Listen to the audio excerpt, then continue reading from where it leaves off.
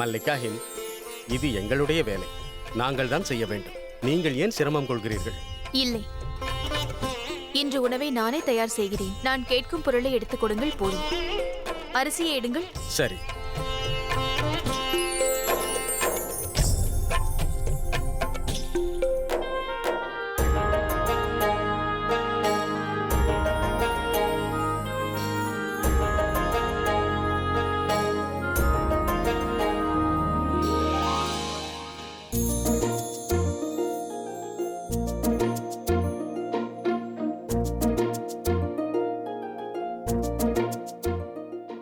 சர்க்கரையை எடுங்கள்.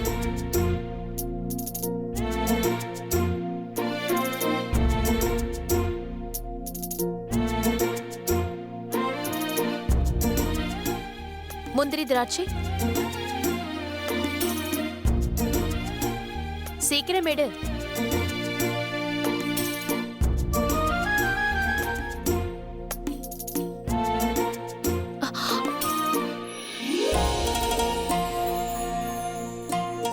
ஷேன்ஷா, தாங்களா?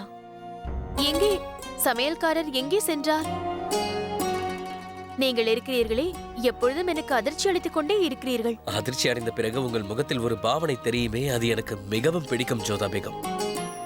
உங்களை சந்திக்க உங்கள் அறைக்கு சென்றிருந்தேன். அப்போதுதான் தெரிந்தது தாங்கள் இங்கே இருக்கிறீர்கள் என்று. அதனால் தான் இங்கு வந்தேன். ஆமாம், தாங்கள் என்ன செய்கிறீர்கள்? இல்லை ஷேன்ஷா, அதில் கை வைக்காதீர்கள், தொடாதீர்கள். அத்தைக்காகவே நான் இதை செய்கிறேன். பாயசம் தான். உங்கள் அத்தைக்காக நீங்கள் மிகவும் சிறப்பாக சமைக்கிறீர்களா?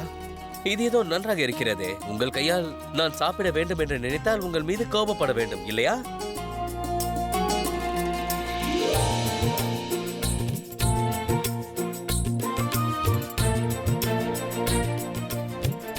உங்களை பற்றி எனக்கு தெரியாது, ஆனால் அத்தையை பற்றி நன்றாக தெரியும். என் கையால் சமைத்தால் அவருக்கு மிகவும் பிடிக்கும். அதிலும் முக்கியமாக பாயாசம்.